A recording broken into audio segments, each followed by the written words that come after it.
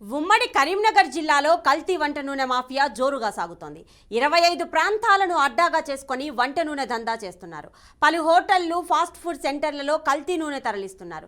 ఇంత జరుగుతున్నా food safety అధికారులు స్పందించడం లేదని స్థానికులు ఆరోపిస్తున్నారు.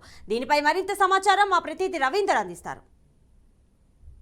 కరీంనగర్ ఉమ్మడి జిల్లా వ్యాప్తంగా ఆయిల్ మాఫియా, వంట నూనె మాఫియా మాత్రం యథేచ్ఛగా కొనసాగుతున్న పరిస్థితులు కనబడుతున్నాయి. 25 ప్రాంతాలలో అడ్డాగా చేసుకొని ఒకవైపు ఖాళీ టిన్నులైతే ఏవైతే ఉన్నాయో వాటిపైన స్టిక్కర్లు తీసేసుకుంటూ యథేచ్ఛగా దాంట్లో కల్తీ ఆయిల్ను నింపుకుంటూ బ్రాండెడ్ ఆయిల్గా కూడా అమ్ముతున్న పరిస్థితులు కనబడుతున్నాయి. అయితే వీళ్ళు ముఖ్యంగా హోటల్స్, లేదంటే ఫాస్ట్ ఫుడ్ సెంటర్స్, లేదంటే ఏదైనా ఆ కిరాణా షాపుల్లోకి తరలించుకుంటూ ఈ ఆయిల్ మాఫియా యథేచ్ఛగా డబ్బులు దండుకుంటున్న పరిస్థితులు అయితే కనబడుతున్నాయని చెప్పవచ్చు. దీనిపైన ఒకవైపు ఫుడ్ ఇన్స్పెక్టర్లు దానిపైన దృష్టి సారించాల్సిన అవసరం ఉంది. కానీ దృష్టి సారించకపోవడంతో ఇటువంటి కార్యాచరణలకు ఒకవైపు ఈ ఆయిల్ మాఫియా ముందరికి పడుతున్న పరిస్థితి కనబడుతుంది.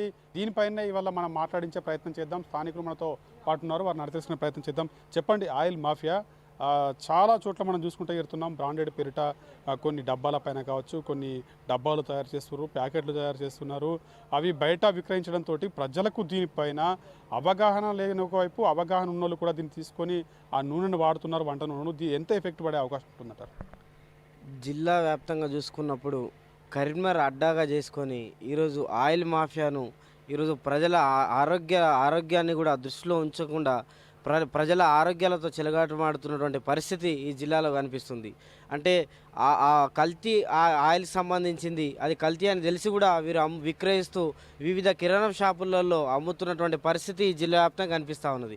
కానీ నిమ్మకు నీరెత్తినట్టు వ్యవహరిస్తున్నటువంటి ఫుడ్ ఇన్స్పెక్టర్ అధికారులు కావచ్చు, ఇప్పటి వరకు ఏ హోటల్లో కావచ్చు ఎక్కడ కూడా తనిఖీ చేయలేని పరిస్థితులు ఈ జిల్లా వ్యాప్తంగా కనిపిస్తూ ఉన్నది. లక్షలాది రూపాయలు ప్రజలు ఆరోగ్య పరిస్థితి మీద ఖర్చు చేస్తూ ఉన్నారు. ఈరోజు ప్రజల ఇబ్బంది ప్రాణాలతో చెలగాటమాడుతున్నటువంటి పరిస్థితి ఈ జిల్లాలో కనిపిస్తుంది. కాబట్టి జిల్లాకు సంబంధించినటువంటి ఫుడ్ ఇన్స్పెక్టర్ అధికారులు ఎవరైతే ఉన్నారో వెంటనే దీనిపై చర్యలు తీసుకోవాలని చెప్పేసి కూడా కోరుతా ఉన్నాం. ఎట్లా ఉందంటారు ఇప్పుడు ఆయిల్ మాఫియా? మనం ఎప్పటి నుంచో చూసుకుంటున్నాం, గతంలో కూడా అధికారులు వెళ్తున్నాము, ఒకవైపు చేస్తున్నాం, తనిఖీ చేస్తున్నాం, పట్టుకుంటున్నాం అని చెప్పడమే కానీ ఇప్పటివరకు అది రూపకల్పన లేదు. వాళ్ళను మాఫియాను మాత్రం అరికడుతున్న పరిస్థితులు కనబడతలేవు. ఇది ఎంతవరకు ఎఫెక్ట్ పడే అవకాశం ఉంటుందంటారు? ముందు ప్రజలు గుర్తుంచుకోవాల్సింది, ఆయిల్ మాఫియా అనేది ఒక కిరాణా షాపులోనూ అక్కడనో అంతటా జరుగుతుంది. పెద్ద పెద్ద షాపింగ్ మాల్స్, కార్పొరేట్ సంస్థల్లో కూడా కల్తీ అనేది అన్ని ఆఫర్లు ఉన్నాయి, మేము తీసుకుంటున్నాము, ఆ ఆఫర్లోనే మీకు లొసుకు తెలుస్తుంది.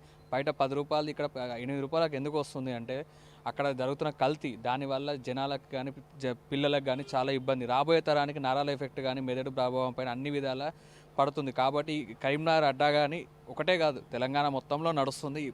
ఇక ముందు జనాలు ఆలోచించండి, మీరు తక్కువ ఆలోచించకండి. ఏం జరుగుతుంది, ఎందుకు జరుగుతుంది, ఫుడ్ ఇన్స్పెక్టర్లు లేకపోతే మీకు ఎక్కడైనా డౌట్ అనిపించినప్పుడు మీరే కాల్ చేయండి, లైవ్లో వీడియోలు చేయండి, యూట్యూబ్ ఛానల్స్ నన్ను అందరినీ పిలవండి. ప్రజల్లో అవేర్నెస్ ఉంది, మన ఏమైతే మనకు కాదు అనే ధోరణి వల్ల ఈ వ్యవస్థ ముందుకు పోతుంది.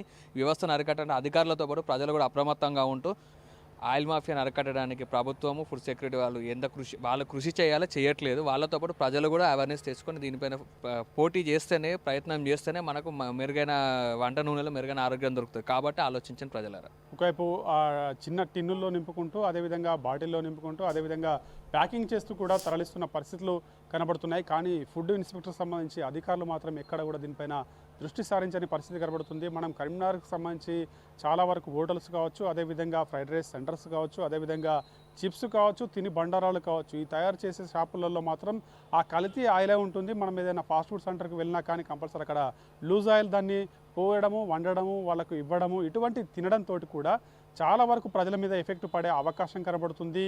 నిరోధించే దిశగా వెళ్ళాలని స్థానికులు అయితే కోరుతున్న పరిస్థితి కనబడుతుంది.